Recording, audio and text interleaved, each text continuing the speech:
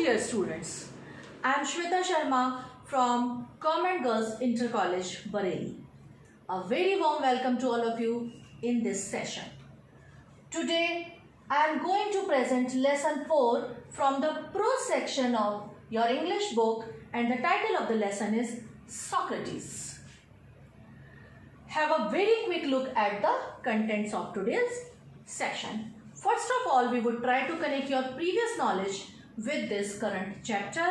Then we would learn something about the author. Then a detailed explanation of the chapter will be there. After that, the examination value of the lesson. Then important word meanings, important short questions, important long questions, and of course important comprehension passages. And before we wind up today's session, we would revise the complete lesson once again. So children, today I would like to put two very interesting as well as two very important questions before you. My first question is, what do you understand by AD and BC? BC is before Christ or before the birth of Jesus Christ, and AD is the short form of a Latin phrase Anno Domini, and the meaning of this phrase is after the birth of the Lord. Who is Lord here? Lord here is Jesus Christ. So it means after the birth of Jesus Christ. And my second question is, what is the capital of Greece?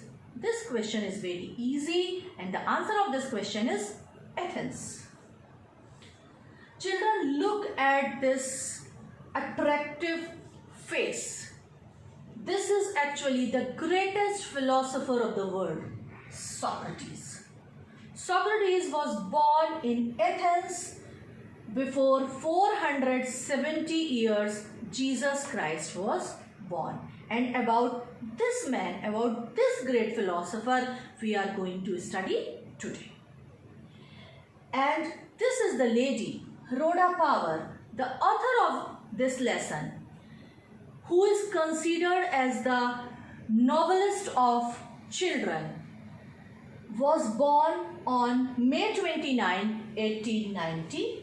She got her education from Oxford High School and St. Andrews University, Scotland.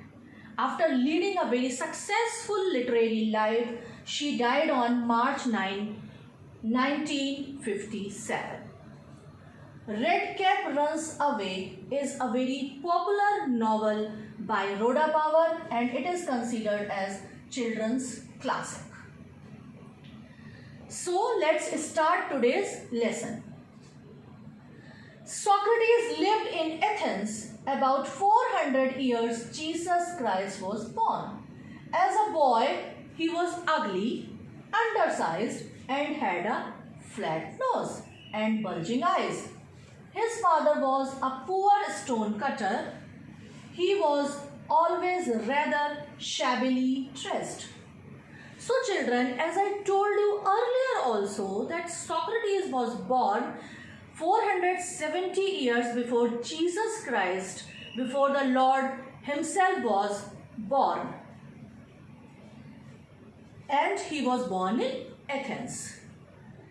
As Socrates belonged to a very poor family, his father was a laborer, he was a poor stone cutter, and they were financially very weak. So almost all the time Socrates was very shabbily dressed. And this is a new term for you, bulging. The meaning of this word is coming out. Like other boys of his age, he went to school where the most important lessons were music and gymnastics.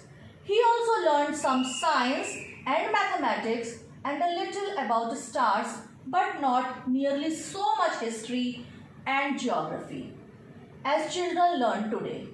This strange little creature with a short neck and plain face was a thoughtful child. He watched his companion all the time and allowed very few things to escape his notice. You must have noticed something very interesting in these lines, and that interesting thing is the subjects. You must have read that the subject, like music, like gymnastics, the subjects which we consider as secondary subjects, these days were considered as the most important subjects in that age when Socrates was a child. And the subjects like maths, like science, history, geography, which are very important subjects, these days were considered as the secondary subject in that age. So these things must be remembered to understand about that age. If we talk about Socrates, he was exceptionally observant child. He kept on observing each and everything around him, each and every child, each and every person around him. Socrates did not have a big house or fine furniture. He did not seem to want either wealth or beautiful possessions. As he grew older, he began to think very little for bodily comfort and pleasure. He gave his mind to all that was noble, honorable, and just. As Socrates was not at all an ordinary child. For him, all worldly temptations, all worldly possessions, all these things, all these material things were of no use. For him, the most important things were that everything which was just, which was noble, because he was an extraordinary child. Socrates went around the town on foot and talked to people. The Athenians began to look for his familiar figure in the streets and to say to their friends, "Yes, that's Socrates. Come along and talk to him." After some time, Socrates became famous as a teacher. He wandered along the roads and stood in the marketplaces, talking to anyone who cared to greet him. His listeners were often confused after they had argued with him, answered his questions. Socrates told his countrymen that everyone must learn to think for himself, so that by using his reason, he would have the power to see what was right, just, true, and beautiful, and so shape his own conduct. He wanted Athens to be a perfect state. He told everyone, both his pupils and his other followers, that this could only happen if every citizen educated his own mind to see what was right and noble. He believed that questioning and discussing would help them do this, and so he was forever talking to them in the open streets. Children, before I explain these lines, I would suggest you to keep your books open for a better understanding. So these lines say that Socrates had a habit of roaming here and there, of talking to people. He kept on walking in the open streets, in the marketplaces, and whosoever wanted to talk to him, whosoever wanted to discuss anything with him, he was always open for each and every person. So gradually he became a very popular, a very familiar, a very well-known figure in Athens. People started recognizing him as a teacher. And the most important thing he taught to everybody was to take this life very seriously and to learn to differentiate between what was right and what was wrong, so that they could shape their conduct in a best possible way. and in this way the Athens could be a perfect state. And one thing is very important, that Socrates believed in the power of discussing, in the power of conversing with people. And almost all the time he tried to discuss, he tried to converse in the open places so that maximum number of people may involve in that discussion, they may take part in that conversation. When Socrates was an old man, his fame had spread far and wide. The house of many a rich man opened its doors to him, for people felt honored to have him as their guest. By degrees, a special group of pupils gathered around him and followed him wherever he went. Among them was a young man called Plato, who treasured every word which his master uttered, and in later years became famous as a teacher as Socrates himself. Children, you must have noticed a word here, pupil. There are two words. P-E-O-P-L-E is pronounced as people, and the meaning of this word is person or public. And here you must have noticed another word, P-U-P-I-L, and the pronunciation of this word is pupil, and the meaning is disciple or student. In Hindi, we call pupil shishya. So I was telling you that gradually, by and by, Socrates became a very famous person, and by the old age, he was honored so well that almost all the rich persons of the country, they wanted to take him as their guest so that they would be honored themselves. And here is a very important name, Plato. Plato was the most favorite pupil or most favorite disciple of Socrates. You must have heard a name, Aristotle. Do you know who was Aristotle? Aristotle was the disciple of Plato, and Plato was the disciple of Socrates. And all these three persons, Socrates, Plato and Aristotle, all these three persons were great philosophers. But the credit of bringing Socrates to the world goes to this man, Plato, because Plato was the person who treasured each and every saying, who treasured each and every teaching, each and every preaching of his guru or of his master, who was Socrates. But although many people loved the old man and delighted in his wisdom, there were some who did not approve of him.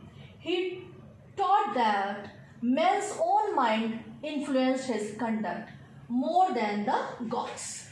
This seemed to some people a new and wicked idea. He said that there were higher and nobler deeds than making sacrifices to Athens and the other gods of Greece.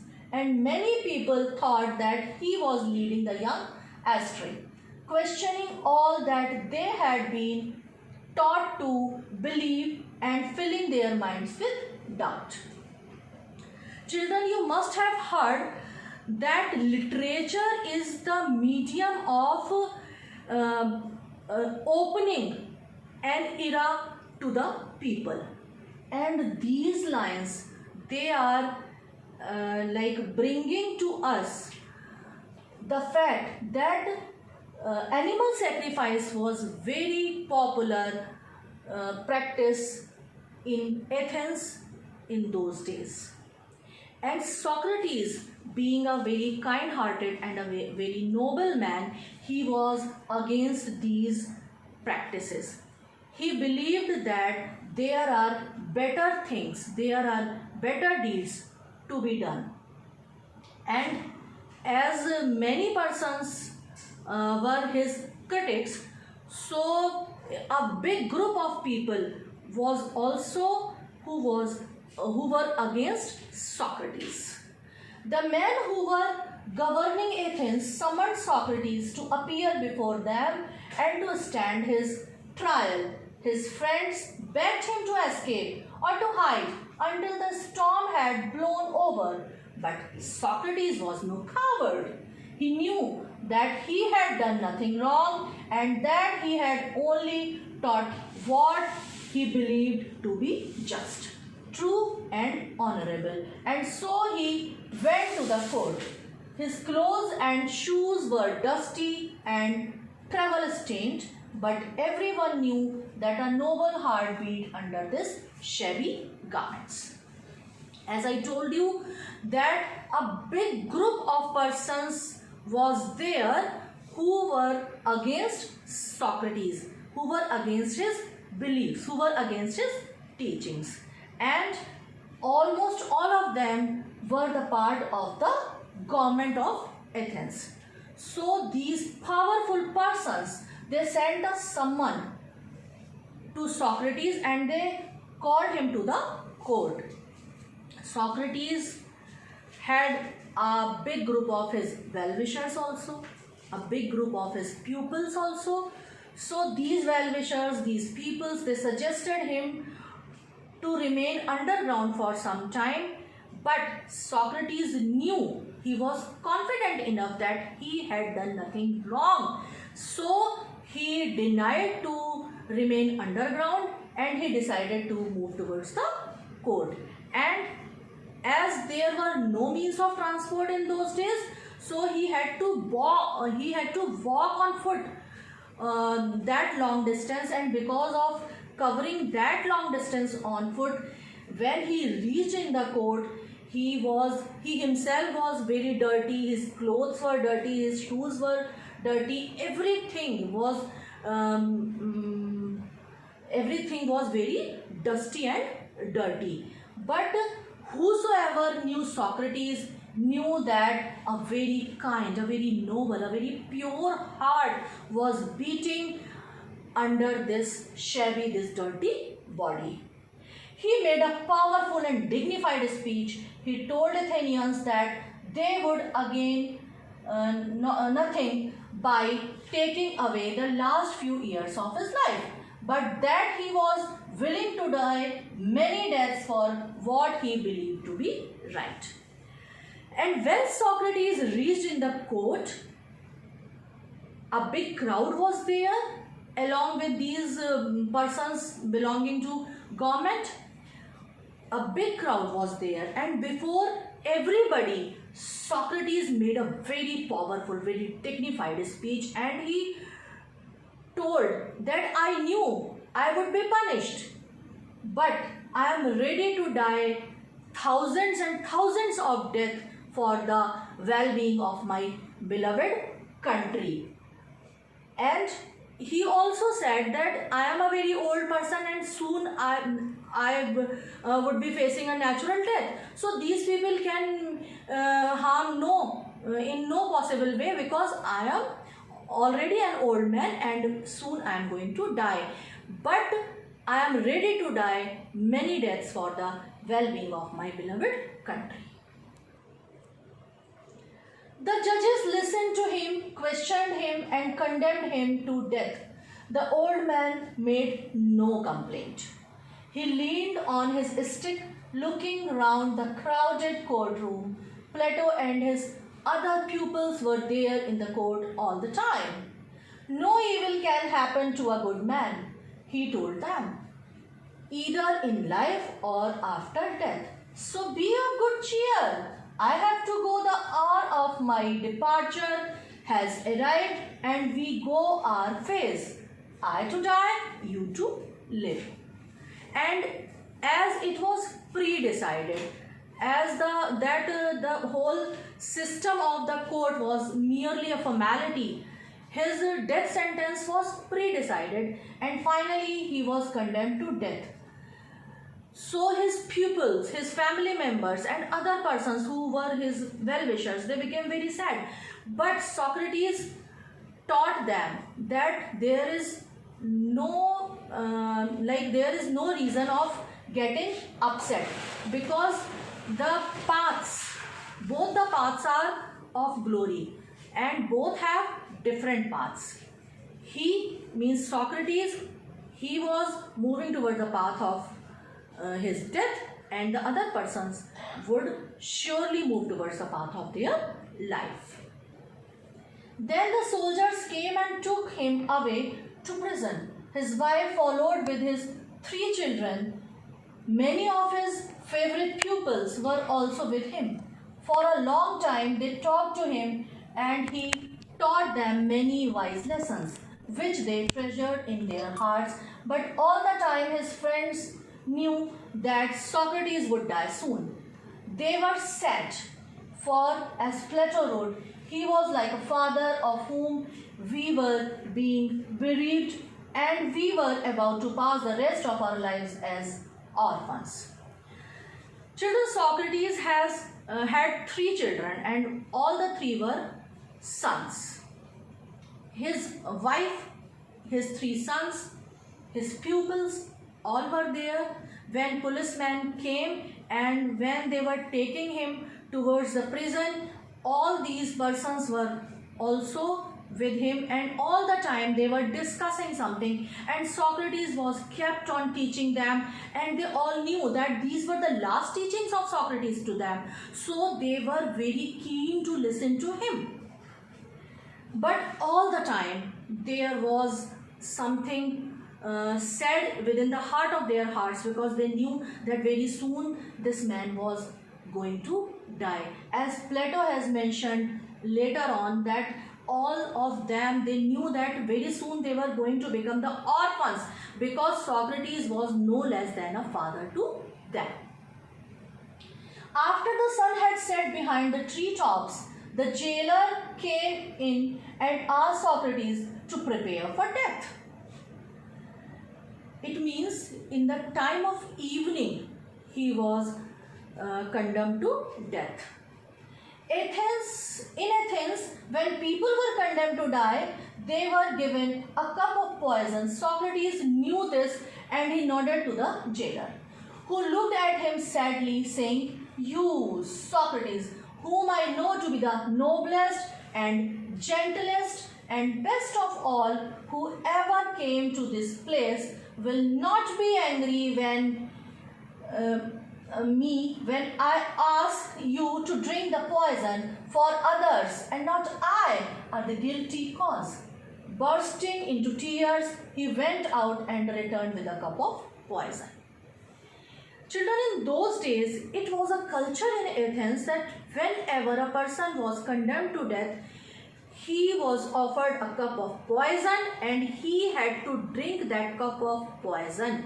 And when the jailer asked Socrates to prepare for death, it means he was asking him to prepare to drink the cup of poison. And Socrates knew this custom, and he was all set to drink the cup of poison. But as the jailer himself was a follower of Socrates, so he had tears in his eyes, but he had to perform his duty. He begged for pardon, and he said that I am not responsible for your death, and you are the noblest person whosoever had come to that place. May the gods prosper my journey from this to the other world, said Socrates, and lifted the cup to his lips. And when the jailer came with a cup of poison, Socrates took that cup of poison and he lifted that cup of poison to his lips. And while touching that cup, Socrates said, "May the gods prosper my journey from this to the another world. May my journey to the world of God be prospered." His pupils tried to keep back their tears, but one sobbed aloud, and this distressed the others, and soon the room was filled with his sound of weeping. As you know, that sobbing is very infectious. Whenever a person sobs, whenever a person cries, it becomes very difficult to control your own sobs, to control your own cries, and that too when you are that much connected to the person who was departing. Although Socrates had ordered everybody that nobody would going to cry at his death, but since one could not control his sob and the whole courtroom was filled with the sound of sobbing and with the sound of crying. Socrates paused with the unfinished cup of poison in his hands. What's this strange noise? He asked. I have heard that a man should die in peace. You must not cry. Be silent and have patience. And Socrates was disturbed with these sounds of crying, with these sounds of sobbing. So he stopped with the unfinished cup and he said that stop crying. One should go to the word of God in peace. One should die in peace. I am going to meet my God and there is no harm in that. So be happy. He looked around, remembering something. Crito, he whispered to one of his pupils, can you do me a favor? And all of a sudden, he remembered something, as if something great was missing, and he remembered all of a sudden, and he very slowly, whisper is also a new term for you. Whisper is saying something very slowly. So he whispered. Why he whispered? Because he was almost dying. He has finished more than half of the cup of poison. So he was dying. His voice was so low. He whispered and said, Crito, if he would do a favor for him. I owe a cock to Asclepius. Will you pay the debt? Look at this word, D-E-B-T. Debt. This word D-E-B-T is pronounced as debt. Letter B is silent in this word. Remember this thing. So, Socrates said to Crito that he owe a cock to Asclepius. Would he pay the debt? It shall be paid, said Crito. And suddenly Crito replied that he would surely pay the debt. Is there anything else? And he again asked if there anything else. He waited for some time. He waited for the answer from the Socrates side. But there was no answer, for Socrates, the greatest of all the Greeks, was dead. Crito waited for some time for the answer from Socrates' side, but alas, Socrates has gone to another world. He has gone to the world of God. He was no more. So children, this was the lesson. This was a very appealing life history of the greatest philosopher, Socrates. And this life history of Socrates teaches us to remain noble, to remain just, and to always work for the betterment of one's country. Okay. Now, look at the weightage of marks allotted to the prose section in board examination. This is something very important. While attempting or while learning any chapter or any section of the lesson, you must know how much marks is allotted. So, total 16 marks are allotted to prose sections. 4 questions will be there. 1 out of 2 paragraphs is to be chosen to comprehend. Only 2 questions are asked from paragraph. 2 plus 2 will become 4. The second question, 2 out of 3 questions are to be attempted in about 60 words. 2 plus 2 becomes 4. 4 words from list A are to be matched with their meanings in list B. 1 multiplied by 4 is equal to 4 marks. And here I have prepared a very small list of word meanings, and all these word meanings are very important. Have a quick look. Bulging, coming out. Creature, animate. Wealth, possessions. Familiar, known. Greet, to salute. Conduct, way of living. Fame, reputation. Uttered, said. Wicked, evil. Deeds, works or acts. Willing, desirous. Departure, to leave. Bereaved, deprived. Distressed, pained. Paused, stopped. Patience, calm. Favor, kindness. Children, remember these words, because these words would give you a very important place in while attempting your board examination question paper. And these are 8 important short questions. Who was Socrates? What do you think? What do you know about him? Where did Socrates live? Describe his physical appearance. How, according to Socrates, should man use his reason? What was Socrates accused of? Who summoned him to appear before them to stand his trial? What did Socrates advise his pupils in the court after hearing the death sentence? What did the jailer say to Socrates? Who was Crito? What did Socrates request Crito? How was sentence to death carried out in Athens? Remember all these questions, and these are important long questions. Who was Socrates? What did he teach the people? Why did he become famous? Who was Socrates? Describe his physical features and early education. Why was Socrates condemned to death? How did he react to the sentence of death? What happened in the jail before Socrates' death? What did the jailer say to Socrates? Give character sketch of Socrates. These are also very important questions. And children, these 4 are important passages for comprehension. Have a quick look at them. And finally, the recapitulation. Let me explain you each and everything once again.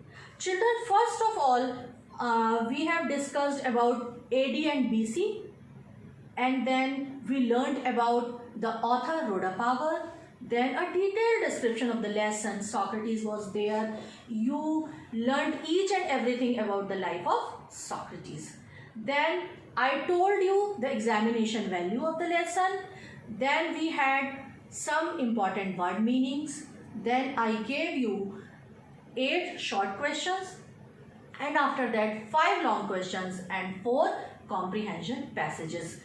Children must remember that if you understand this lesson and if you prepare all these questions well, you would surely score good marks. So that's all for today's lesson. Thank you. Have a nice day.